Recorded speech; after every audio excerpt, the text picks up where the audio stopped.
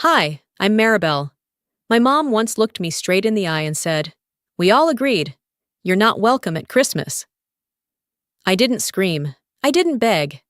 I just stopped paying the mortgage on the very house they were celebrating in. But that wasn't the worst part. What hurt more was realizing they'd been planning my erasure long before that day. Quietly, collectively, while I paid the bills, lit the tree, and kept their secrets. So, why does a family keep what you give, but throw away who you are? Would you stay? Or would you walk out and make them feel what you carried in silence for years?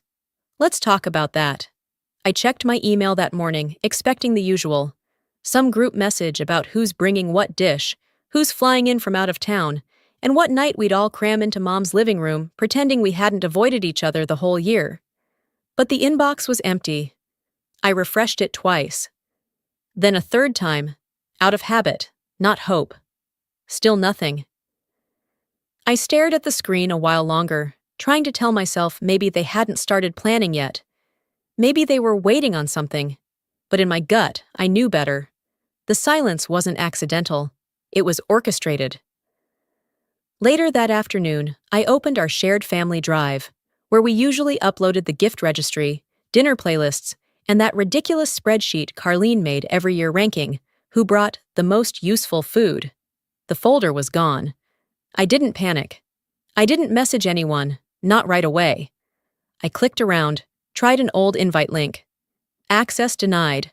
It didn't feel like a glitch. I sent a short text to Carlene. "Hey, did you take down the family folder?" No response. 38 minutes later, a message came in from Mom. "I figured you'd be busy this year. Don't stress about Christmas." No, "How are you?" No, "We missed you last year." Just a line meant to sound caring. And yet it felt like a lock clicking shut behind me. I didn't reply, but I took a screenshot. That night, I lay in bed longer than usual, phone face down on the nightstand. The quiet was heavier than normal. I wasn't crying. I don't cry over things that predictable anymore. But I felt something inside me rearrange. I'd seen this playbook before. Last year, I showed up late after a client meeting ran long. I walked in with arms full of gifts, some still warm cookies I'd baked at 2 a.m., and not a single person looked up. The table was packed, every chair full.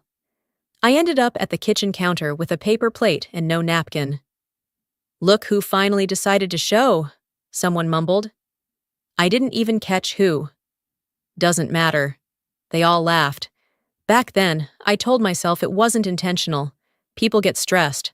Holiday plans shift. Maybe they just forgot I didn't eat pork, or that I always brought the deviled eggs no one ever acknowledged, but everyone finished. But now it felt deliberate.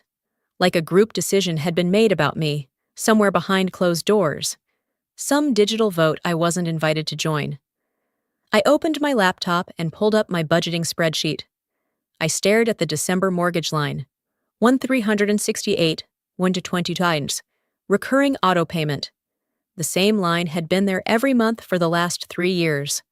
Quiet, predictable, paid. They lived in that house. They cooked in that kitchen, celebrated birthdays, anniversaries, even baby showers in the sunroom I refinished. And not one of them thought I might want to sit at the table again this year. I closed the file, didn't delete anything, just shut the screen and sat there. Still, no yelling, no rage. But inside me, something was shifting. I thought about the word family, what it used to mean, what it's supposed to mean. And then I thought, if I'm not invited to be in it, why am I the one paying for it? I didn't stop the mortgage payment, not that day. That would come later.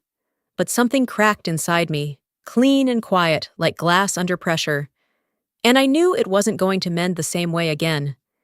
I didn't text anyone. I didn't open social media to look for clues. I just sat in that quiet apartment of mine. No Christmas lights, no fake cheer. And I listened to the silence they left behind. Not a single call, not a single invite. And it hit me. They didn't forget. They decided. The voicemail came 5 days later. I'd just set down a grocery bag, milk, celery, and a bottle of wine I probably wouldn't open, when the screen lit up. Mom, it read in all caps, because I never changed her contact name after syncing my phone. I stood in my kitchen for a moment, the plastic bag still looped around my wrist, and hit play. Her tone was flat, a little too polite, like she was reading a line someone told her to memorize. The family talked, and we just think it might be easier if you don't come this year. It's nothing personal. We all agreed. You know how things get. We all agreed. Not, I feel. Not, it's hard for me. No hesitation, no sorrow. Just a sentence that sounded like a verdict, not a conversation. I didn't drop the groceries. I didn't curse. I just set the bag down slowly, took off my coat, and replayed it twice. Then I hit save.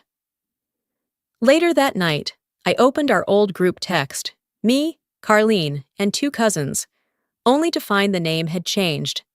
The real ones. Cute. Subtle. My name wasn't listed in the members anymore, just like that. I clicked on another thread, the one from last year labeled Holiday Hysteria, but it was gone. Not deleted, archived, moved somewhere I couldn't reach. I scrolled through my inbox and noticed the same pattern. No calendar invites, no email threads, no old reminders. Not even the passive-aggressive reminders Carlene used to send, the kind that said, "Don't forget to label your serving dish," unlike last year. It was like I'd been scrubbed clean from their December.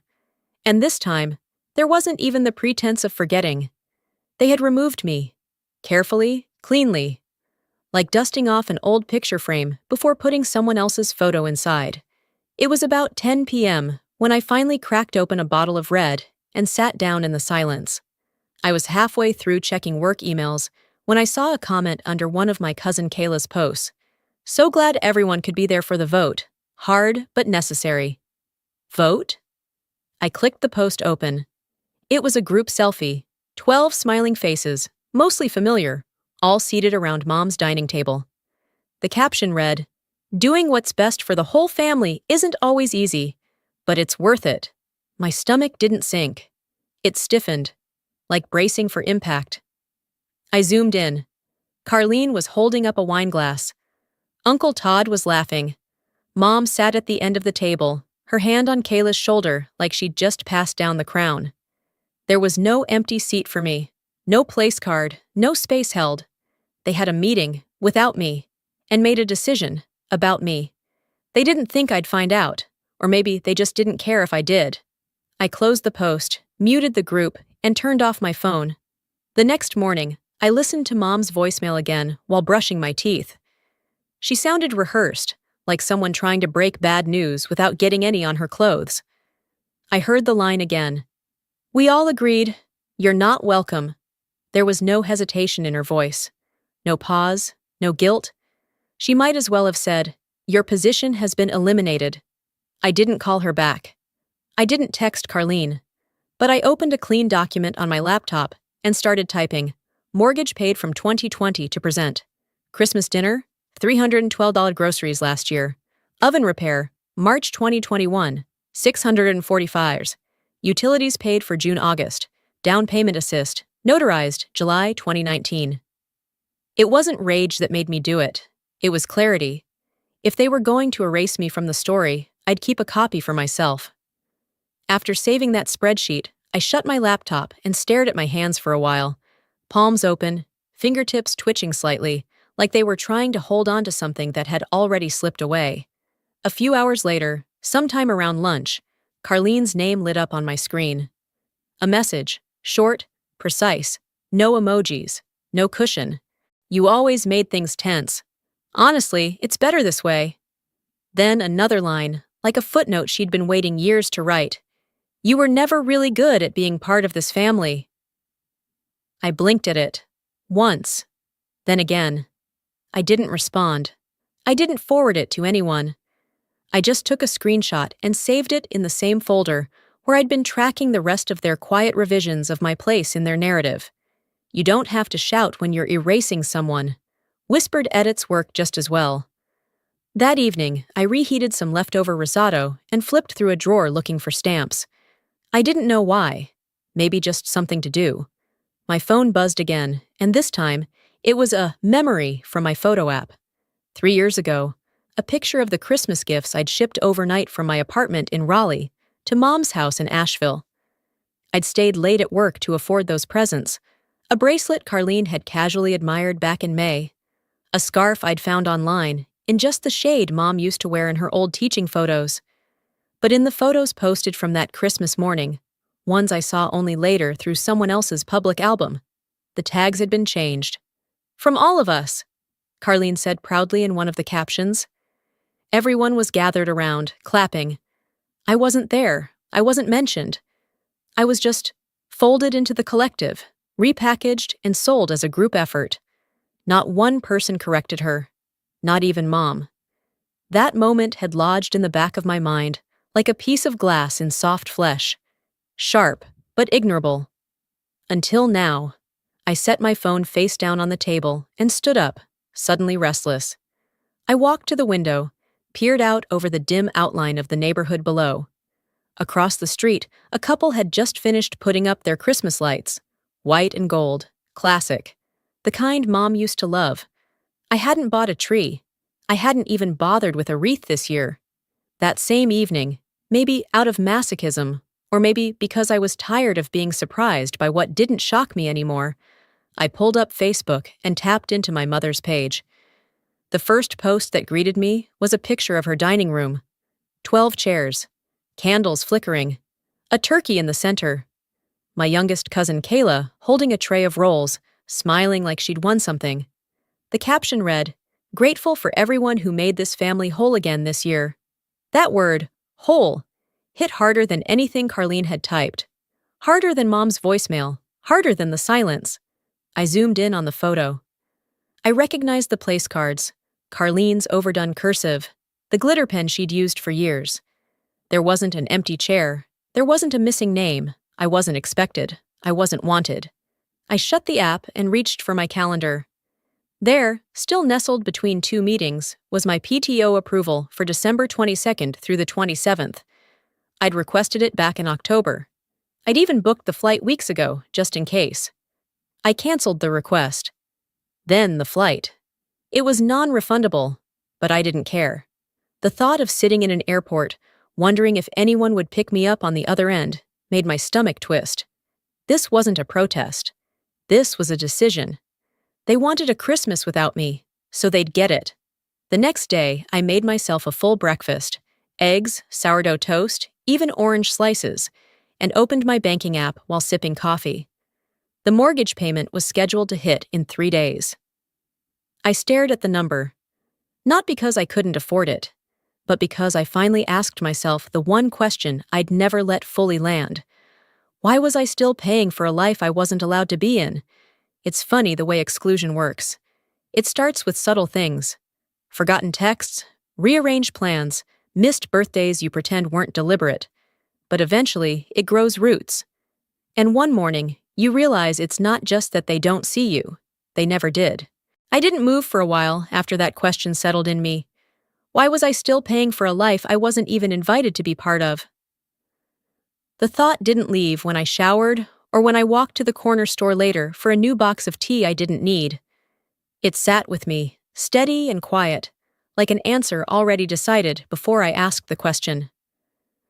That night, I didn't open Netflix or scroll through my phone. Instead, I pulled up my banking dashboard. There it was, scheduled like always. 1/368/122, set to leave my account 3 days from now. I clicked into the History tab. One by one, I scrolled backward. Payment after payment, month after month, 36 in total. Every transaction tagged, Crane June Property, Asheville, NC. They sat in that house, smiled in it, toasted wine in it, called it ours, without ever saying mine. But I was the one keeping the heat on. Quietly, consistently. That house was built with more than money. It was built with every "don't worry, I got it" that I never asked them to remember. I opened a different folder, cloud drive, password protected, scanned files, one after the other. And there it was, like a punch to the gut. Warranty deed, Dolores June. I'd signed as a co-borrower so she could qualify for the mortgage. It was supposed to be temporary, a favor. She'd promised to sign over partial ownership once we got things stable. That conversation happened in the middle of a grocery run 3 years ago. Frozen peas in my hand, her voice easy and casual, like it wasn't binding. I believed her, because she was my mother. But the paperwork was clear. My name wasn't on the title. I was just the one footing the bill. And for the first time, I let it land. I hadn't just been excluded from Christmas. I had been used. Systematically, quietly, and with a smile. I didn't cry. I didn't pace the apartment. I just clicked out of the file, pushed back from the desk, and sat in the silence. Around 9 that evening, my email pinged. A forwarded photo from my aunt, probably meant for someone else. I almost deleted it without looking, but something in me paused. When I opened it, I recognized the kitchen immediately. Mine. Or what used to feel like mine. The new backsplash I paid for, the custom chairs I ordered, the same granite counters I'd driven 4 hours to pick out because Mom said the local options were cheap-looking. 12 faces. Full table. Candles burning. Everyone smiling like they were part of something sacred. The caption read, "In Mom's home, where she raised us all." My chest didn't hurt, but something behind my eyes buzzed like a quiet static. I read it again. The words sat heavy in my throat. That kitchen? I paid for it. That centerpiece. I carried it from Raleigh with both arms and a trunk full of bubble wrap. I checked the message thread. Not a single thank you. Not even a, "Hey, saw your gift come in." Just silence. I clicked back to my bank account, paused the auto payment. Then I sat there, not with vengeance, not with heat, but with something heavier. No one was going to send a letter asking why. No one was going to call me to see if I was okay. And I knew that. But they were going to notice. Eventually. Not because I made a scene, but because something they relied on, something they assumed would always just happen, was about to stop. I didn't send a warning. I didn't write a manifesto. I just opened a blank folder on my desktop and labeled it Exit Plan. Then I started filling it. Screenshots, receipts, deeds, emails. Because someday, when the story gets told again, I wanted to be able to say, "Here, this is what I carried while you clapped for each other." After saving the last document to the Exit Plan folder, I closed my laptop, walked to the kitchen, and poured myself a glass of water. The room was still, the air inside it colder than usual.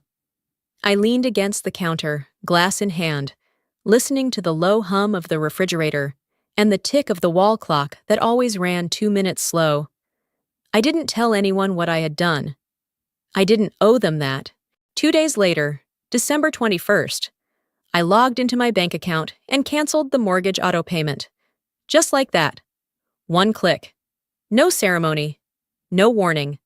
The money stayed put, quiet in my checking account, as if relieved to finally have a purpose that didn't include silence and thankless sacrifice. I half expected a call, a text, a "Hey, did something happen?" But nothing came. Not from Mom, not from Carlene, not even from one of the cousins who still used me as their emergency contact without ever checking in unless their rent was late.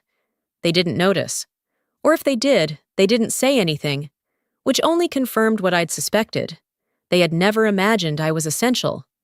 I was background noise, an open tab on someone else's browser. They would find out soon enough.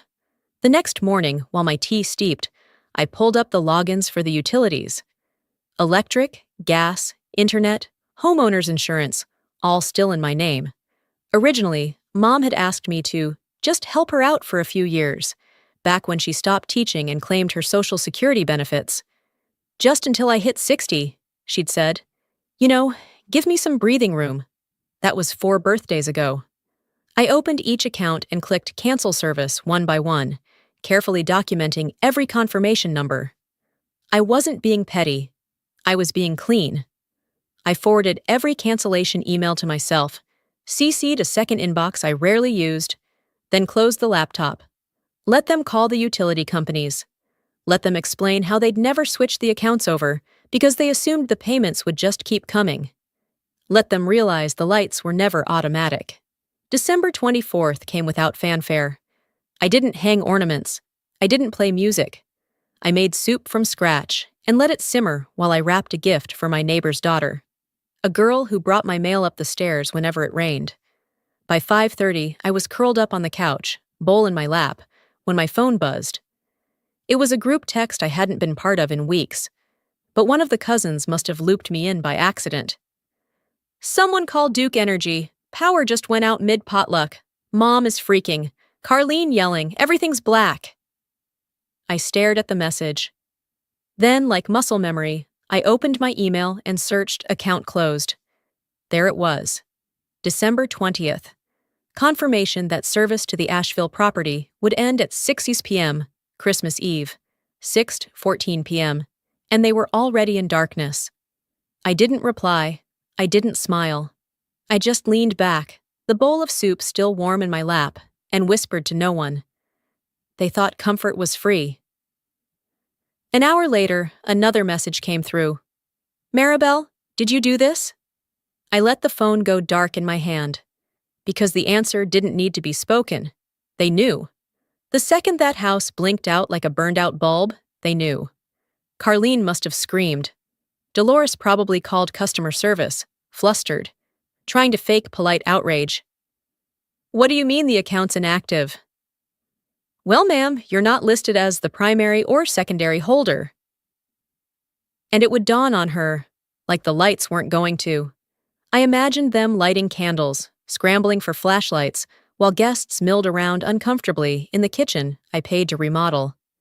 I wondered if Carlene still told people she picked out the backsplash I drove across 2 counties to pick up. Maybe now she'd remember who installed the damn thing. I didn't check social media. I didn't expect an apology. That's not how this family operates. We rewrite the story and pretend we meant well. Instead, I opened my digital planner and typed in the day. December 24th. First Christmas, not subsidizing betrayal. I brewed another cup of tea. The night was quiet, uninterrupted, the kind of silence that didn't ache anymore. Then, around 10:20, a text from my cousin Nate arrived. "Hey, did something happen? Aunt Dolores is losing it." I stared at it for a long minute. I could have answered. I could have said, "Ask her who kept the lights on for 3 years," or, "Tell her Maribel said Merry Christmas." But instead, I put the phone down, turned off the lamp, and let the dark stay a little longer than usual, because I wasn't punishing them. I was finally choosing myself. The next morning, while stirring sugar into my coffee, my phone buzzed with a message from a coworker I barely talked to outside meetings. He'd forwarded me a link to a local newspaper article. Dolores June hosts annual charity potluck, celebrating holiday generosity in Asheville. I clicked it open, and there it was. A full-color photo, banner headline, and a smiling Dolores, her arms around Carlene, standing in the very house I paid for.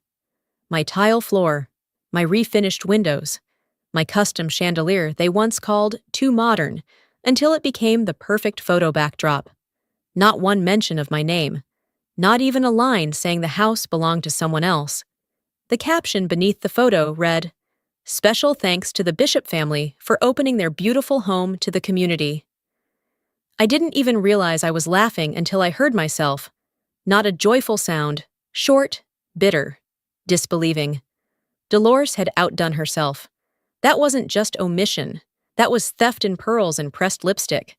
The same family who'd locked me out, erased me, and called me difficult was now accepting public praise for my money, my name, my space. And the worst part? I knew she'd do it. I just hadn't expected to see it printed. That afternoon, I sat on the balcony for a while, letting the cold bite at my fingers. The wind felt more honest than anything that had come from that house in years. Around 4, I got a private message. From Tamsin, my youngest cousin, 25. A little awkward, always too quiet around the older relatives, but sharp when she spoke. Her message was simple. "I need to show you something. I didn't agree with what they did, I recorded it. Attached was an audio file. I hesitated a second, then pressed play. Carlene's voice came through first, clipped, flat. She's cold. Everything she does feels calculated, like she wants applause for being decent. Then Dolores chimed in. She's not really family, she's just convenient. Laughter. Actual laughter. Then Byron's voice, slippery as always. Don't stir the pot. Keep her name on the papers. It's clean. No need to rock the boat. The recording ended there. No one objected. No one said, "Hey, that's out of line." They just laughed and moved on. I sat with that clip in my hands for a long while. I'd always suspected they had meetings about me. I'd felt it in how they chose their words, how they skipped mine. But hearing my mother call me convenient, was something else entirely. That night, I didn't sleep. I stayed up putting together a package. I uploaded the audio clip to a clean, anonymous Google Drive. Then, I opened a new document and titled it, Statement of Financial Support, 2019 to present. Line by line, I laid it out. Mortgage payments, property taxes, renovation expenses, utility history, receipts, dates, bank statements, all tied directly to me. Then I addressed it quietly to 3 inboxes. Byron's boss at the bank, the charity board director who printed the potluck article, a local news editor I'd worked with years ago on a fundraiser, no signature. No subject line that said vengeance, just facts. Truth they couldn't edit out. Then I closed the laptop and made chamomile tea with honey, as if I hadn't just burned down their favorite illusion. By the following evening, the reactions began to drip in. The charity page updated its website. Dolores's name vanished from the host credits. Tamsin texted, "They're scrambling. Carlene's accusing me of betrayal. Mom's panicking. Byron's been temporarily relieved while they look into it." I sipped my tea and replied simply, "I didn't declare war. I declared independence." An hour later, a new email came in. Subject line, Mortgage Inquiry, Urgent Response Requested. From the financial branch, official tone, flagged as high priority. I didn't open it right away. Instead, I stood up, walked to my small closet, pulled down the storage box where I kept old greeting cards and photo prints from years ago. Ones with captions like, "To the best daughter," and "Couldn't have done it without you." I laid them on the table. And one by one, I tore them in half. Not out of anger, but because they were fiction. I wasn't erasing history. I was finally giving it an accurate headline. The next morning, after brushing off the last of the torn card pieces from my kitchen table, I sat down at my desk, opened my email, and began typing. I didn't write with venom. There was no anger in my fingers, only precision. I've been removed from the family, so I've removed myself from the financials. The house no longer concerns me. No hello, no closing signature, no attached explanation to soften the blow. I didn't need their understanding. That ship had set sail the moment they held a vote behind my back. I attached a PDF, a meticulous outline of every dollar I'd invested in that house, in them. Mortgage payments, utilities, insurance, even the guest towels Dolores insisted were too scratchy, before replacing them with the exact brand I'd already bought. Subject line, Exit, with receipts. Then I hit send. 24 minutes later, my phone lit up like a fire alarm. Carlene was first. "You're destroying everything Mom built." That part made me laugh. I hadn't destroyed anything, I just unplugged it. It wasn't my fault they never learned how to keep the lights on without me. Then Dolores, "How could you humiliate me like this? We're still your family."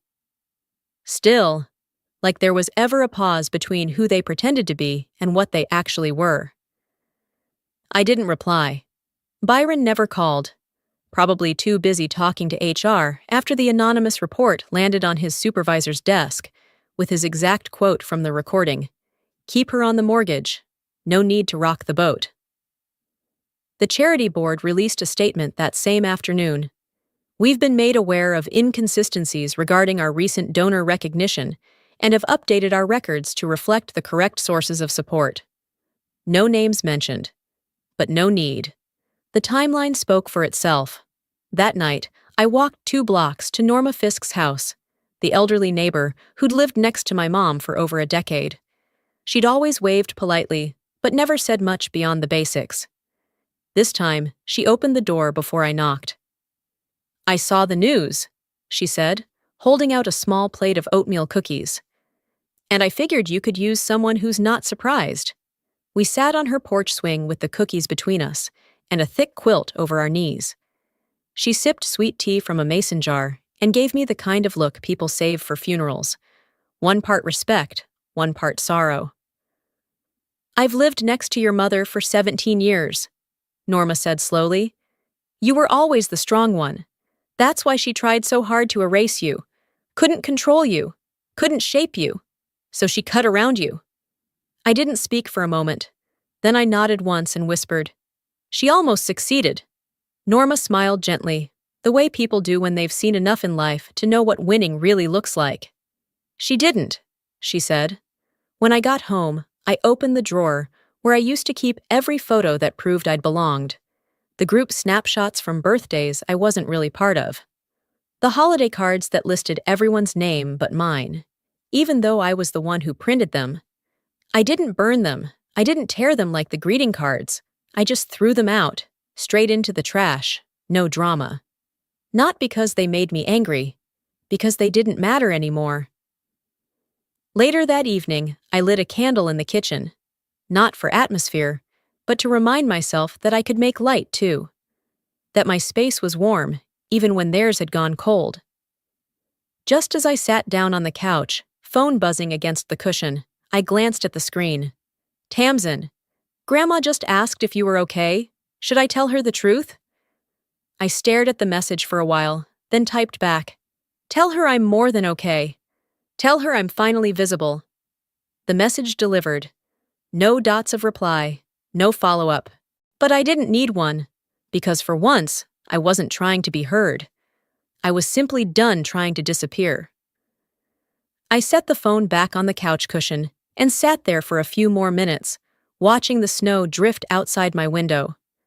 A car passed slowly below, headlights stretching long across the sidewalk, then disappearing. No horns, no music. Just the hush of a town settling into Christmas Eve. The next morning, I woke up early without an alarm. No one was expecting me. No plans to chase, no guilt to pretend wasn't sitting just under my skin.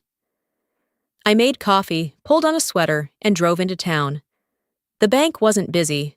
Most people were already off for the holidays.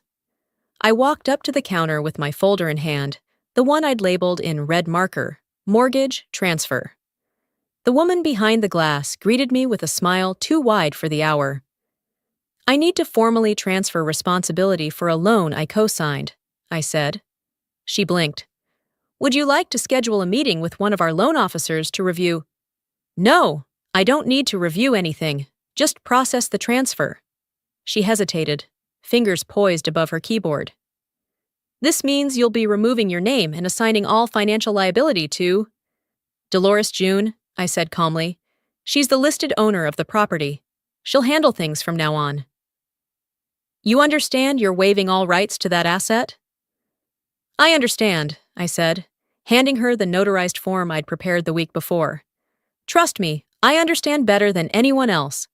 I signed where she pointed, handed over the documentation, and walked out. No victory music, no slow-motion applause, just the soft shuffle of my boots across the tile and the jingle of the door behind me as I stepped into the wind. I didn't post about it, didn't text Tamsin. I didn't owe anyone an announcement. Instead, I went home and did something so simple it felt radical. I lived. I cooked myself a real breakfast, bacon, toast, eggs over medium. I curled up with a book I'd been meaning to finish since fall. And when I looked around my apartment and saw no twinkling lights, no stockings, no pine needles to sweep, I didn't feel the absence. I felt release. Christmas morning arrived with snowfall so light it looked like powdered sugar across the window panes. I opened the blinds and let the quiet in. no notifications, no guilt-tripped invites, no last-minute requests for just one dish, or, can you pick up a bottle of wine? Just the steady hum of my space, my rules, my name on the lease. I brewed coffee slowly, like a ritual, wrapped myself in a blanket that didn't smell like anyone but me. I looked out over the trees beyond the parking lot and whispered aloud, "This year, no one's disappointed in me, because no one's demanding I be someone else." And that was enough. I didn't cry. I didn't feel triumphant. What I felt was quieter than either of those things, like stepping out of a storm and realizing you'd been soaked for years. Around noon, as I was pouring the last of the coffee into my mug, a thought surfaced. They probably didn't think I'd follow through. They probably laughed, called it a bluff, assumed the money would keep flowing. But a week later, back in Asheville, a certified letter landed in the mailbox at the house with the gray shutters I once believed held memories worth protecting. Carlene brought it inside, opened it with a sigh, and read aloud the change of responsibility. Dolores just sat there, stone-faced, no rage, no apology. "She really did it," Carlene muttered. Dolores said nothing, because what could she say? For once, there was no one left to blame. I hadn't slammed a door. I hadn't made a speech. I had simply stepped aside and left the weight where it belonged. I imagined that moment often, not to savor it, but to remember what quiet justice looks like. Later that evening, Tamsin texted again. "They're asking if you're coming back next year." I waited a moment before answering, then typed, "They should worry more about how they'll keep the lights on." I didn't add a smiley face. I didn't soften it. Some truths stand best on their own. The next week moved slowly, like winter stretching itself across the days just to prove it could. I kept to myself. Slept with the window cracked open. Cooked meals that filled the apartment with smells I remembered from my childhood, but hadn't tasted at my mother's table in years. Real meals, not potluck dishes, where love was measured by calories and competitiveness. One afternoon, I checked the mail and found a cream-colored envelope with my name written in blue cursive. The handwriting was unmistakable. Slanted, tidy, a little too perfect to be warm. Inside was a folded card. No holiday graphics, just embossed gold on thick paper. A card meant to look thoughtful, expensive, heavy with effort, light on truth. It read, "I know I've made mistakes. I hope one day you'll sit at this table again. Merry Christmas, Mom." No apology, no acknowledgement. Just hope, hanging out there like it had been earned. I read it twice. Not because I didn't understand it the first time, but because I needed to feel what it stirred in me. And what I felt wasn't anger. I folded the card carefully and slid it into the back of a drawer. Not the trash. That small difference mattered to me.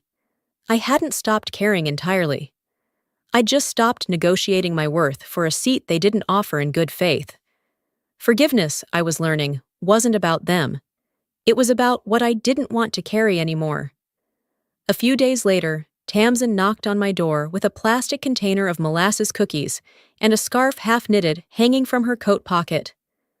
I let her in without a word, and she plopped down on my couch like she'd always belonged there. We didn't talk about the house. Instead, we talked about her thesis, something about Appalachian migration patterns and generational memory. Then the weather. Then how good the coffee tasted from the new shop down the block. Halfway through a second cup, she said, "They still don't understand why you left." I didn't look up from the yarn I'd started unraveling from the fringe of a blanket. "I didn't leave," I said. "I just stopped chasing people who stood still." She nodded, then leaned back against the cushions. "You know, Grandma asks about you, not in a guilt trip kind of way, just like she's remembering something she forgot to hold on to." I didn't know what to do with that, so I just said, "Thanks for telling me." We didn't hug when she left. It wasn't that kind of moment, but when the door clicked shut behind her, the silence that followed felt more like space than emptiness. Meanwhile, back in Asheville, Dolores was now writing the mortgage checks herself. Carlene had taken over handling the tax filings. The house, from what I heard, still stood, still held birthdays, still had its table, its over-decorated mantel, and its familiar smell. But the air in it had changed. They didn't talk about me, but my name lingered. In the stories they edited around, in the gaps between traditions, in the questions no one asked out loud. Sometimes absence is louder than presence. I updated my legal records that month, changed my mailing address, listed Tamsin as my emergency contact, noted the day I'd signed off from the loan. I wrote it on the corner of my wall calendar in pen. 1 year, free. No balloons, no champagne. Just quiet acknowledgement. On the first truly clear day of January, I took a walk through the trail behind my apartment building. The air had that kind of cold that made your lungs straighten out. It bit at the back of my throat, but it also woke something up. I stopped at the top of the hill and looked out across the frozen creek below. Some houses you leave behind. Some houses you outgrow. And either way, they stop feeling like home the moment you stop asking to be let back in. Before we part ways, let me say this. Leaving that house wasn't the hardest thing I've done. Learning to live in peace without seeking permission, that was harder. For most of my life, I believed loyalty meant silence, that staying quiet was strength, that if I gave enough, loved hard enough, paid long enough, they'd see me. They didn't. And maybe they never will. But I learned something far more valuable than approval. You don't need a seat at someone else's table to know your worth. You can build your own and serve peace, not pain. If you've ever been the one holding the family together while they made you feel like the problem, I want you to hear this. You're not difficult. You're just done being diminished. Sometimes, stepping away isn't giving up. It's coming home, to yourself. Now, I'd love to hear from you. Have you ever had to walk away from a family, a friend group, or a community that made you feel small? What helped you choose peace over proving yourself? Drop your story in the comments. If this video spoke to your heart, type 1, or tell me where you're watching from. I read every message. And if it didn't quite land, tell me why. I'm always here to listen, just like I hope someone had been for me. If you found this story meaningful, don't forget to subscribe to the channel. There's more ahead, more stories that heal, more voices that rise, and more truth we're finally ready to tell. This isn't goodbye. This is just the start of you choosing you.